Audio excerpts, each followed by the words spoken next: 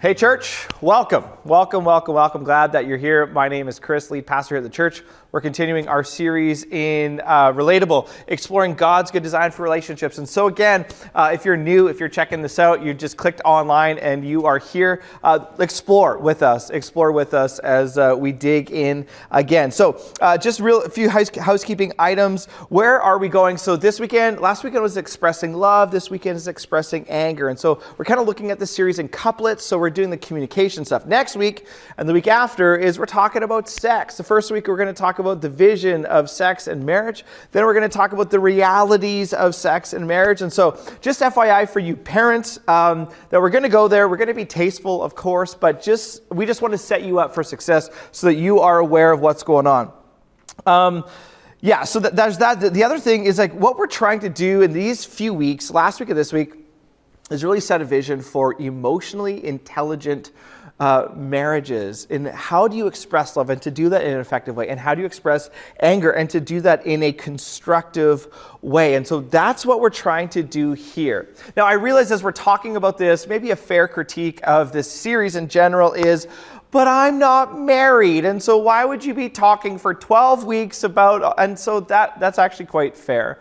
I think what I would just remind us of is we did talk about singleness and celibacy and friendship in the family of God for the first 2 weeks. We really wanted to include those who aren't married and to address your world, your situation, your hurts, your hang-ups, all of that sort of stuff. So we did try, and I think what I would also say is I believe that these principles, especially these last few weeks of expressing love and expressing anger, this is so applicable for every single relationship that you're in. So keep that in mind. Translate this to you. I'll talk broadly and narrowly, broadly to everybody and narrowly to marriages as we go through. So thank you for your grace as we do that. You know, for those of you who have been married for any length of time, we kind of look back and see the beginning of our marriage as like the honeymoon, right? Oh, everything is great. The person looks good and smells good, and we just can't believe that they're ours. And this person is the greatest gift I've ever had. And you know what? All that stuff is good, and all that stuff is true. I don't want to be disparaging against that. But if you've been married for any length of time, you realize, wait a second, this person is imperfect, and there's a lot of anger and frustration and mixed expectations, and the reality sets in that this person is very human. So there's a viral article in the New York Times in 2016.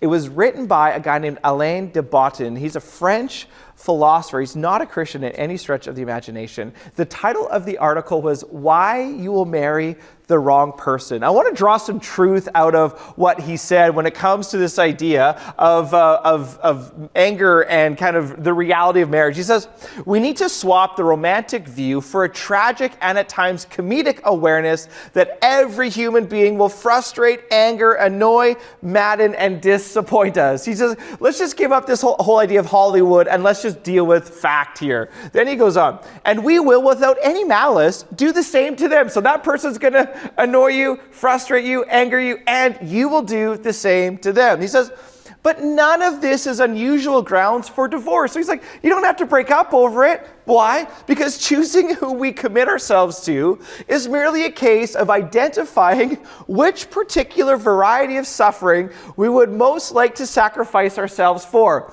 Oh, how romantic. Wow, that's beautiful. It's not beautiful. It's a little harsh, but I think he's on to something, that the reality of life together means that there's going to be anger and frustration and all of this stuff of communication difficulties around that. So here's what we're going to do this weekend as we think about expressing love. We're going to look at a command in Ephesians chapter 4, look at ways to do conflict and anger, destructive ways, how not to do it, and then we're going to come to the table, the Eucharist, the Lord's Supper, towards reconciliation. So we got three kind of movements there in the last towards reconciliation. So let's start here. In Ephesians chapter 4, Ephesians, high point of the New Testament as far as theology and the effects of Jesus and what he's done. And so the first three chapters of Ephesians are belief. It's all about belief, Christian doctrine and ideas about who God is, the gospel, all that stuff. And then the last three chapters are about behavior, belief, leads into behavior. And so here's what Paul is doing in Ephesians 4, is he's talking about the difference that Jesus has made in your life. And so he talks about rules for Christian living in community. And here's what he says. He says, in your anger, do not sin. I want to unpack that in two ways. In your anger is the first one. In your anger. So for some of us, when we come to this conversation about expressing anger, I think the first step is to say, you have feelings of anger. Because depending on your family of origin, how you grew up, your view of conflict, your experience, all that sort of stuff. For some of us, we just want to shy away from anger or conflict all the time. And so in your marriage, you're like, no, we don't have any conflict. There is no feelings of anger. And I want to say that doesn't pass the smell test. It just doesn't work. When you get two people together, there's going to be feelings of frustration and disappointment and anger. It is normal. I think that's so important. It's normal in our anger, in relationships with all people and in our marriages, that there are feelings of anger. And so if you say, there is no anger, there is no conflict, we're good, it doesn't pass the smell test, here's a few things that could be up. Number one is maybe you just haven't been married long enough. You're still in the honeymoon where that person smells nice all the time and does their hair nice all the time. Maybe you just haven't been married long enough. Maybe you just don't know each other very well. Maybe you don't talk very much. Maybe that person's on the road. And so your marriage is fantastic because the person travels 340 days of the year. Maybe the other thing is that you're just lying. You're afraid of what that would mean. Maybe you've lost your personhood and the relationship doesn't mean a whole lot to you anymore. And so you're just backed away from any difficult conversation because you know what? It just doesn't matter. Well, all of those things aren't good reasons, aren't good signs in our relationships. And so I think for some people, the first step is to say, yes, there are feelings of anger here. Now, I was never good at math, all right? Never good, still not good. Like my daughter is now in grade 2, and this is still at the point where I can help her with her math, but I can see a time very, very soon where she's gonna come to me with a problem like this. A train left, Philadelphia traveling at 80 kilometers or whatever, 80 kilometers an hour. Another train left New York at this time. When will they meet in Washington? Once those problems in math start, I'm like, I have no idea. All right, this is why we have Google Maps for those types of things. So I'm not good at math, but here's the one thing I know. Here's a math problem, is that one sinner plus one sinner does not equal no conflict. Like that is so clear. When you have one person who's a sinner, another person, it does not equal no conflict. And so we have to say, you know what, there is anger. And it's in your anger, do not sin. What is conflict? Well, conflict is, simply put, like a difference of opinion. So there's differences of opinion on all sorts of things, and those differences of opinion lead us to places of anger and frustration. So I want to talk a little bit about anger. I want to zoom in on anger, this feeling. In your anger, do not sin. Well, what is anger? Anger actually shows us a lot about what we hope for and what we dream about. Psychologists will say that anger is a second emotion. So we feel something first, and then we get angry. You don't just get angry out of nothing. It's a second emotion.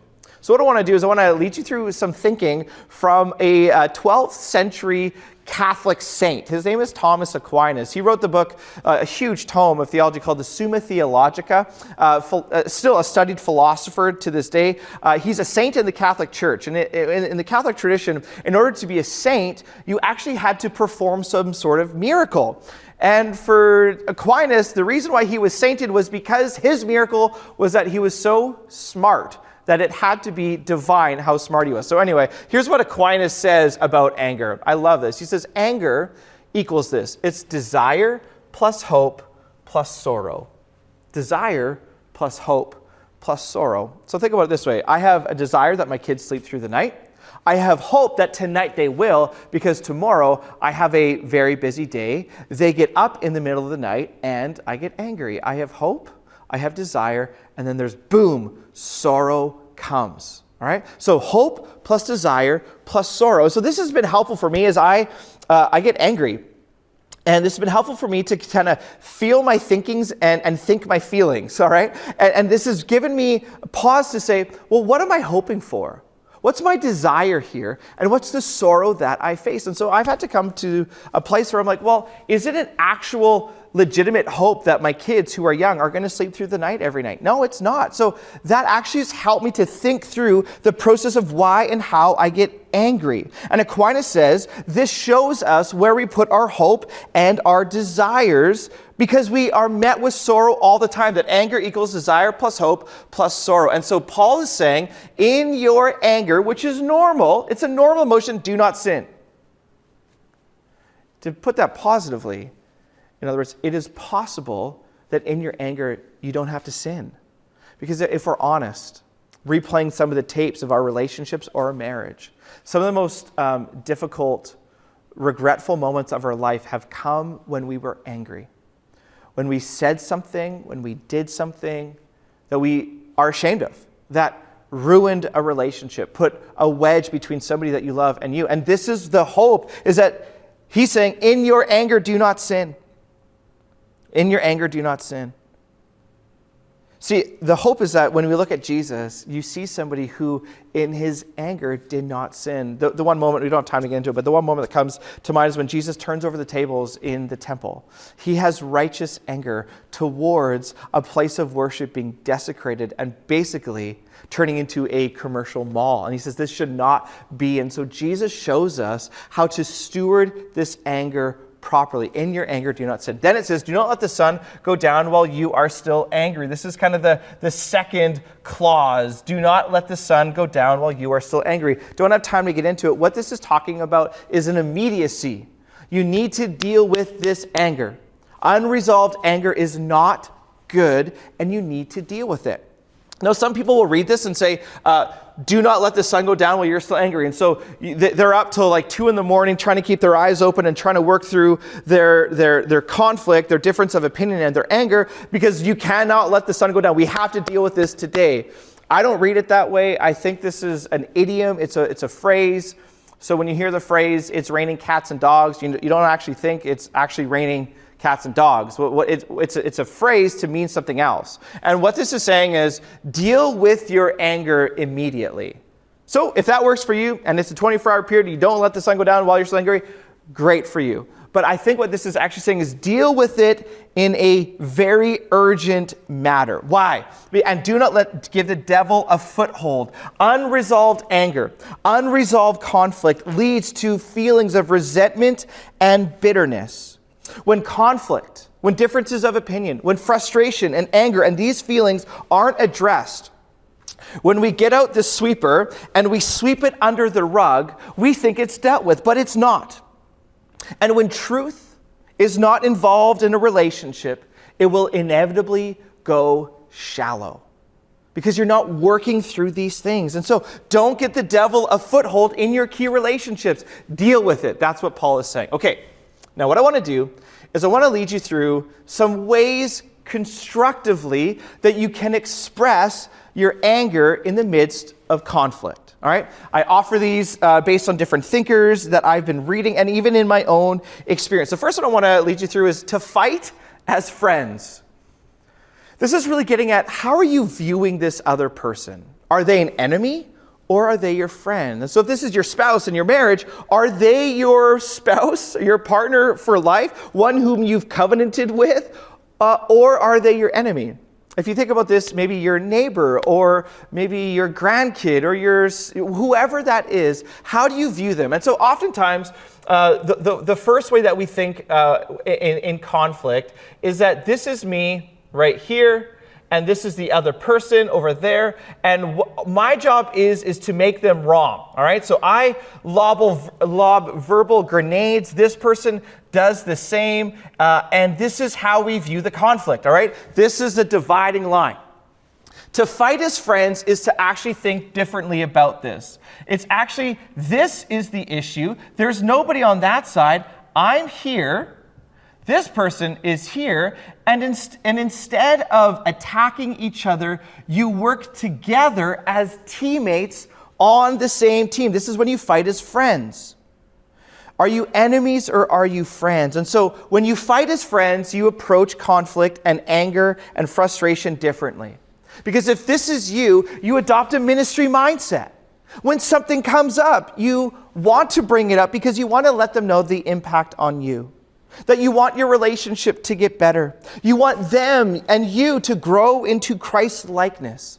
That's what ministry mindset is. I want to bring this up so that we would be closer, that our marriage or this relationship would honor God, that we would live at peace with one another. So that's why I'm bringing this up.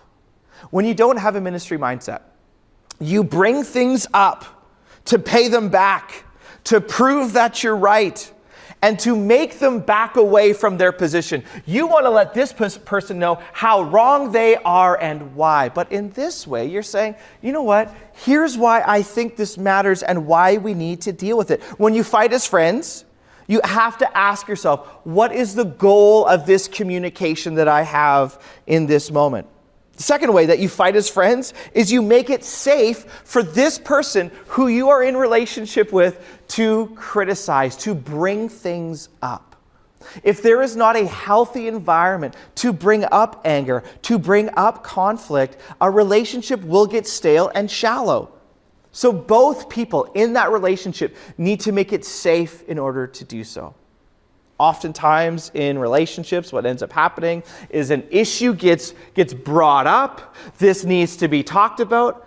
And then the other person does two things. They either fight or they flight. They either get their boxing mitts on to go at it, or they put on wings and they want to fly away. And both are unhealthy if you want to do conflict and anger constructively. Because if there isn't a safe place to bring something up and the other person just says, okay, let's go. Well, man, nobody wants to bring something up, and so issues don't get addressed. But it's equally as damaging for the flight. When an issue gets brought up and the person says, I'm so sorry, I'm so wrong, I'm the worst person in the world. And they fly away from the problem, wanting to own it too quickly, maybe out of a sense of being more spiritual. Oh, I am so sorry, I'm the worst person in the world, you deserve better. Both fighting and flighting are not good, productive environments for conflict and anger to be worked through. And when you fight as friends, not as enemies, this is the environment that happens. So that's the first one. Second one is attack the problem, not the person. A problem is brought up, a situation, a difference of opinion, and it's you're thoughtless. How dare you? Those types of things. But that's attacking the person and not the problem. Attacking the problem says, hey, we have something here. There's a problem. Can we take this problem, put it on the table, and both try to solve it in order that our relationship would flourish? If all we do is attack the person, what ends up happening is we just level up the attack. Right? We level up, oh yeah, well you did, well you don't know, and what about this? No. When we attack the problem and not the person, it creates a great way to do this. And so some of you need to pause this and screenshot this template, all right, as you're working through these situations. Here's how I think this can work. As I see it, you are doing this. Fill in the blank. It is affecting me like this. I'm feeling nervous or unappreciated, right? I wish you would do this instead. Can you just say nicer things to me instead of being so critical right off the bat? I'd really appreciate just maybe some affirmation before the criticism, right? I wish you would do this, but I need to find out whether I'm missing something. Tell me, do I have this right or not? Do you hear that? It's way different than saying, you did, how dare you, you messed up again. And when you're attacking the problem, you're saying, here's the problem, here's how I'm experiencing it, here's how I think it should be solved. Am I getting that right? And you're inquisitive and curious and humble, and this is attacking the problem and not the person. Folks, if you were to start doing this in your key relationships and your marriage, man, things would be different, all right? Now, next, speak the truth in love. I need to zoom through this one.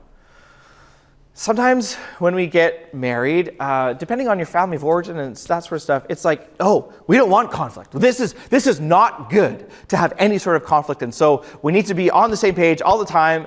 But you've forgotten that one of the purposes of marriage is that it would refine your character so that you would become more Christ-like. Jesus' ministry to us in John 1:14, he's full of grace and he's full of truth, and both matter. If all you have is grace in your marriage, if all you have is overwhelming, everything is positive all the time, sometimes truth is not involved, and therefore no change happens in the other person. My friends, one of my key roles when I said yes to marrying Krista is to help her prepare to meet Jesus. So that when, at the end of Krista's life, long time from now, that when she sees Jesus, he says, I know you. You look like me. And Krista says to him, I know you. My job is to help Krista prepare to meet Jesus, which means that I need to be affirming and positive and see her flourish.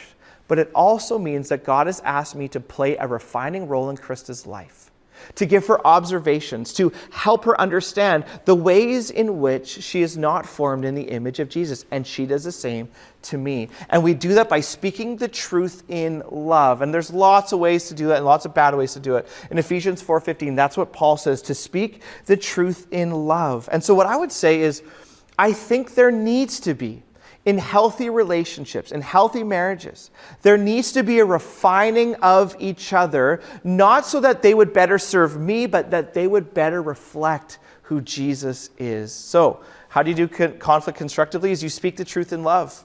Then, rules for a fair fight. So I want to jump through this. There needs to be rules of engagement. If you want to do conflict and anger and frustration constructively, there needs to be rules for a fair fight. So let me lead you through, all right? First, you need to identify the issue. What are we talking about? What are we not talking about? Now, there's going to be lots of different issues compiled on each other, but I think you need to separate as much as you can and say, this is what we're talking about. You need to choose the right time. 11:30 for me and Krista to start talking about our finances, not the right time. All right? There's even rules. We don't talk about this after this time. Also, when you choose the right time, we're thinking there about the processing speeds of different people. For myself, I'm wired for communication and let's get this done. The person that I've married, she's a processor. She needs time to think through something. And so that's what you're trying to figure out. Choose the right time, choose the right place, at your in-laws, in front of other couples, Christmas morning, probably not the best time to bring it up. So choose the right time, choose the right place. Begin with a positive stroke. And I think that's so key. And before you bring it up, say, you know what? I want you to know how committed I am to this marriage.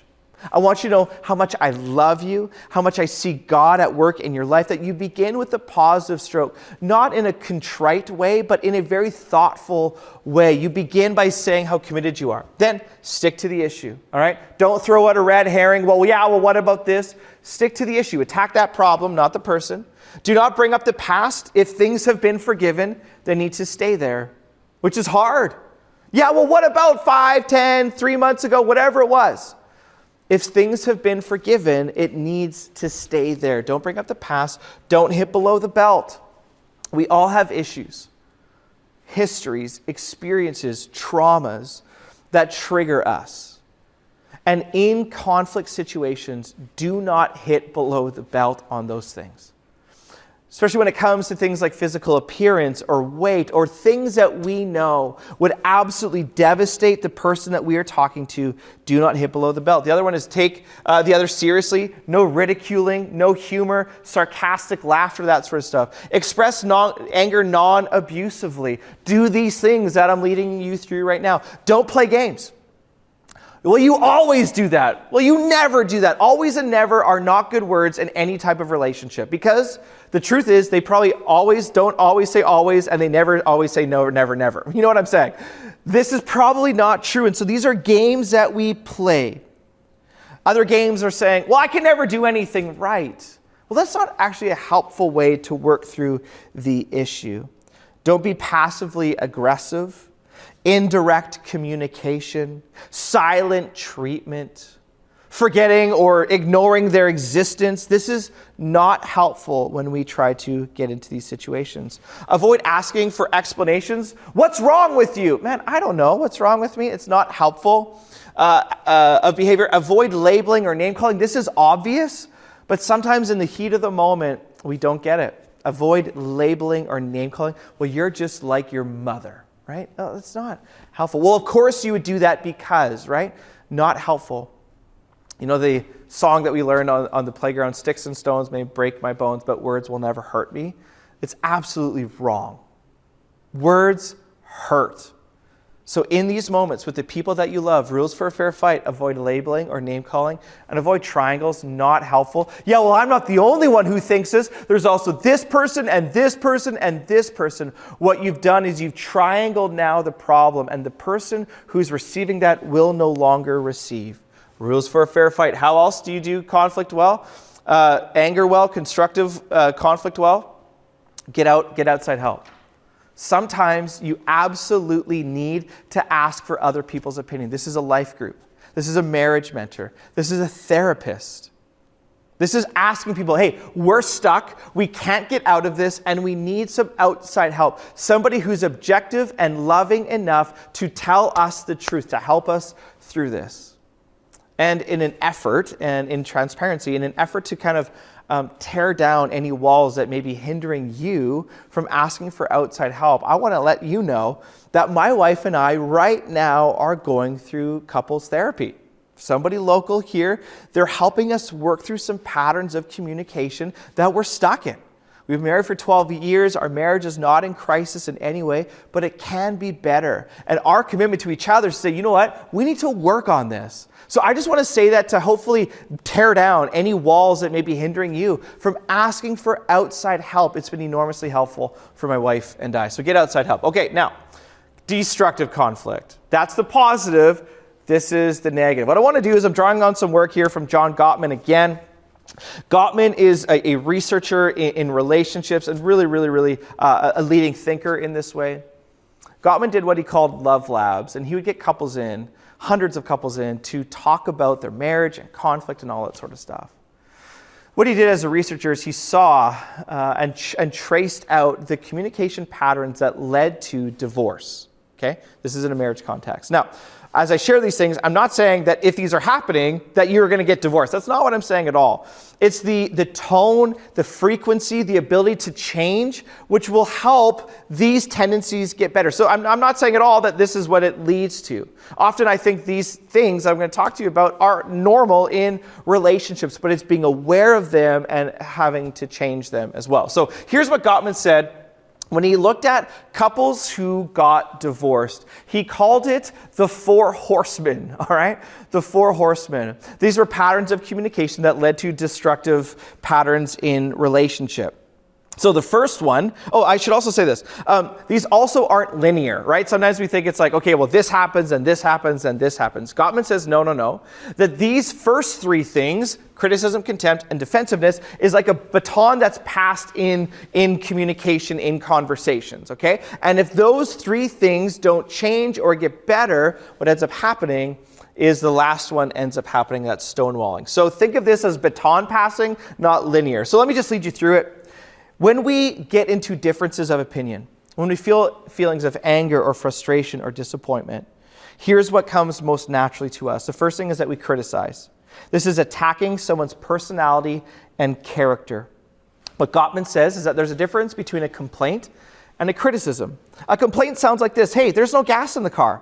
I'm upset that you didn't fill it up like you said you would. Could you please deal with that tomorrow? That's just a complaint. Normal, right?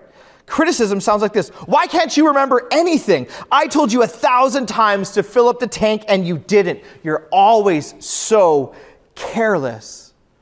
And when complaints turn into criticism, and our criticism is a normal pattern of behavior and communication in times of differences of opinion, Gottman says that will disintegrate the intimacy, trust, and safety of that relationship, and in this case, marriage. So criticism is normal, but again, it's the frequency of the pattern that is scary. Now, criticism, Gottman says, leads to contempt, as he did this research. Contempt is an intent to insult or abuse. It's a sense of being superior over somebody else, right? Oh my goodness, again, you can't figure that out. What's wrong with you, right? That's contempt. Criticism leads to contempt. This is the second horseman. It's a form of disrespect. It conveys disgust at the other person. It's name-calling, eye-rolling, it's mocking, it's hostile humor. Well, I guess I've seen that before. You know where I saw that? I saw that in your dad. Boom, right? Whatever happens in those comments is destructive. I think it's a sense of pride, and I think it's a sense of I am better than this person. If only they could be more like me, this wouldn't be a problem. Contempt sounds like this: You forgot to load the dishwasher again.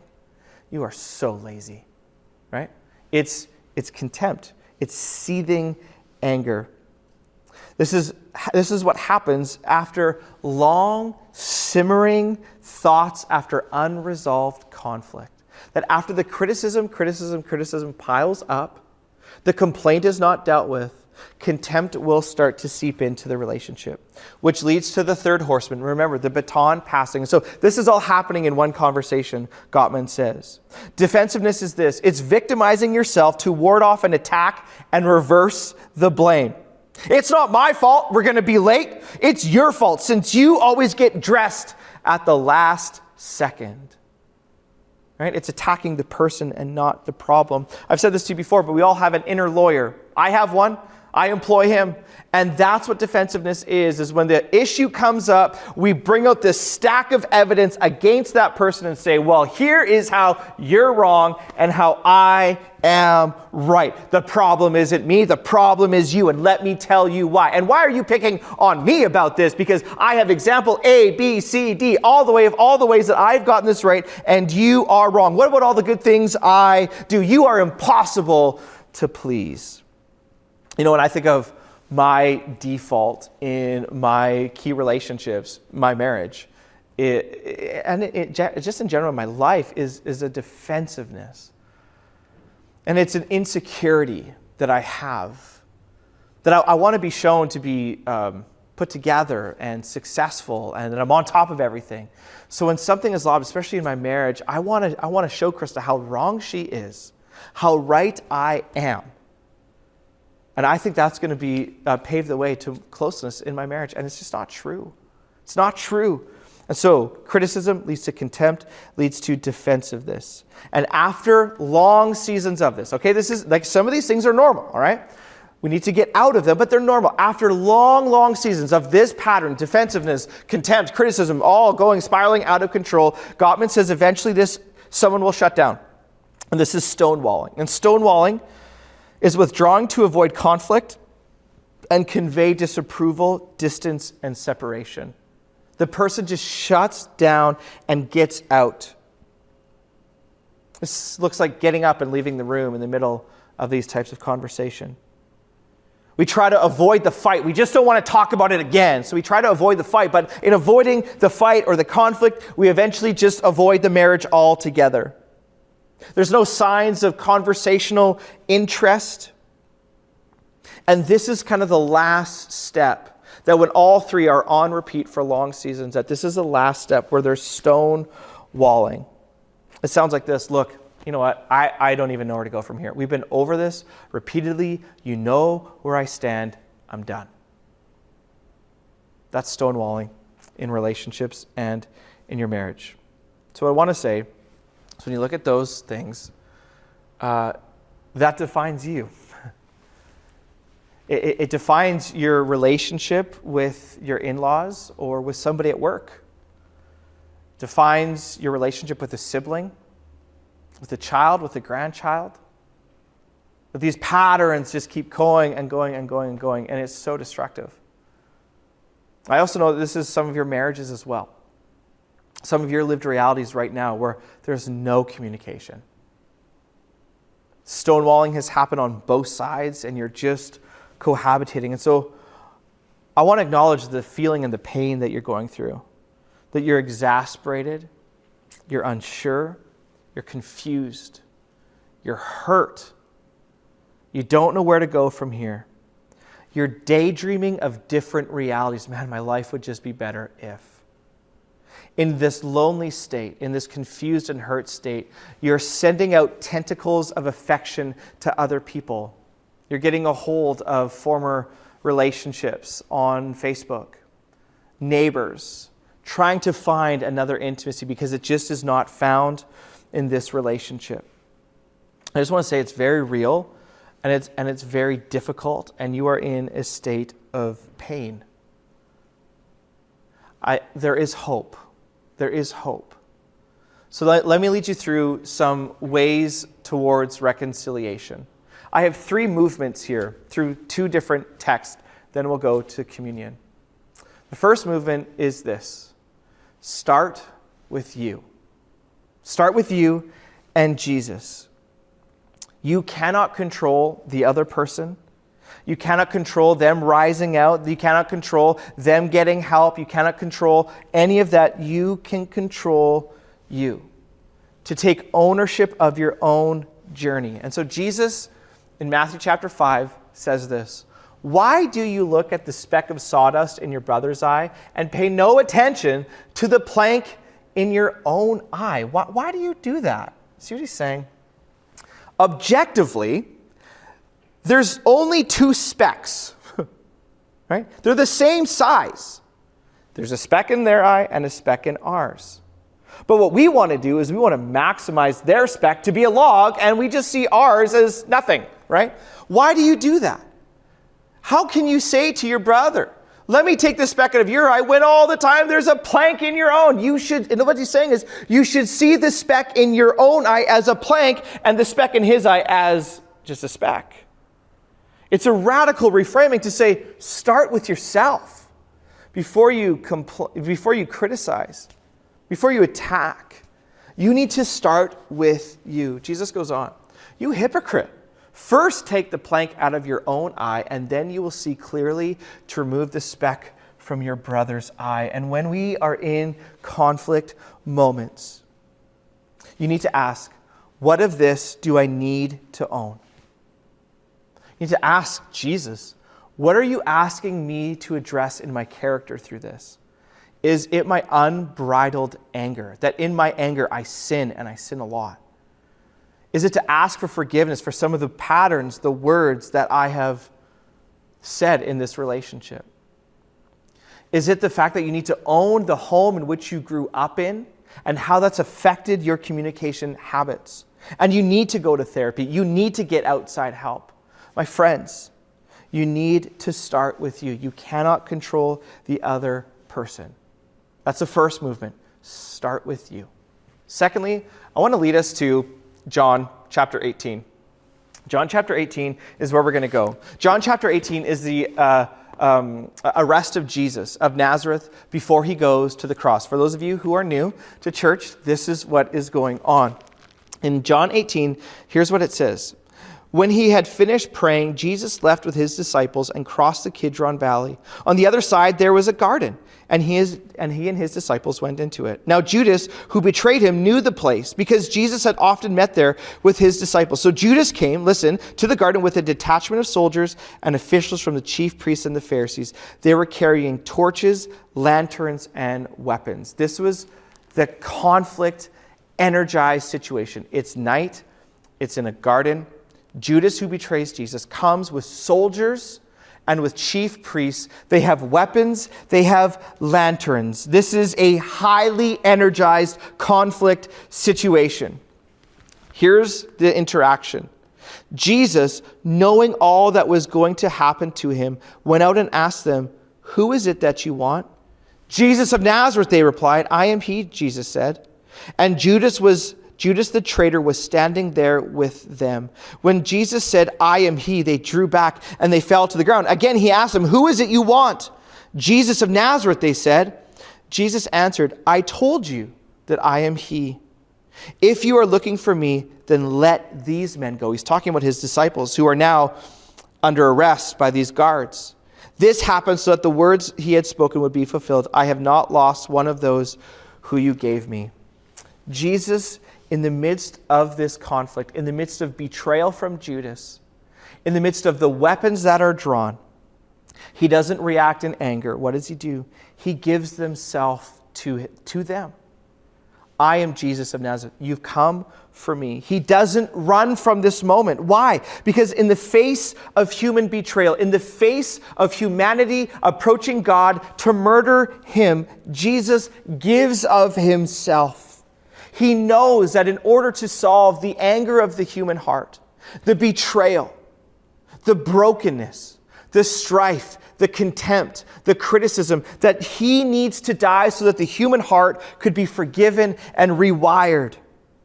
And Jesus here in this moment gives himself over to Judas, over to these people who came at him with weapons. And he also allows his disciples to go. He says, let them go. Those, his disciples, Judas, these soldiers are the ones who should die. But Jesus here gives himself. And it's through his sacrificial giving of himself that peace is given to you. That as you start with yourself, as you look at the plank in your own eye, that leads us to Jesus to say, I need to be forgiven. I need to be rewired. I need to become a new creation because these patterns, these words, this situation needs to change. The second movement, as we think about ourselves, the second movement is to come to Jesus and ask him for peace as he has given himself for you and your anger and your destructive patterns of communication in sacrificial love. That's the second movement. The third one comes here in verse 10. Then Simon Peter, who had a sword, drew it and struck the high priest's servant, cutting off his ear.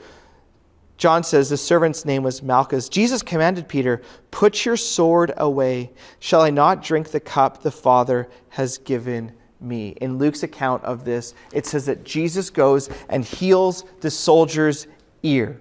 Simon Peter, in an act of aggression, cuts the ear of one of the soldier's ears off. He lashes out in anger and defensiveness. He thinks the way to get out of this situation is not in self-giving love, but rather in aggression and violence. And Jesus here condemns Peter's act of violence and heals his ear. And Jesus, here's the hope, the third movement, is that Jesus can restore what has been lost. He can restore what has happened because of that act of aggression. The first movement is start with you. The second one is as you start with you, come to Jesus.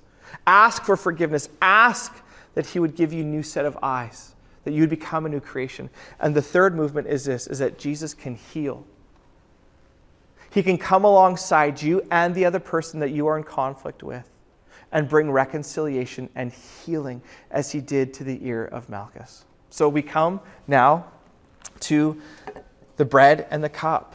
Jesus, on the night he was betrayed, he took bread and when he had given thanks, he broke it and he said, "This is my body for you. Do this in remembrance of me."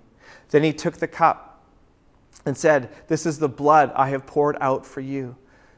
Do this in remembrance of me." These are the words of institution for you as you come to the table this weekend in your living room with the people that you love but have conflict with. And the way forward is to commit yourself to the road of humility with Jesus moving forward. So Lord, I pray that this would be helpful. I also pray for courage, that people would come to you, would confess, would repent, would go to others in humility and ask for their forgiveness.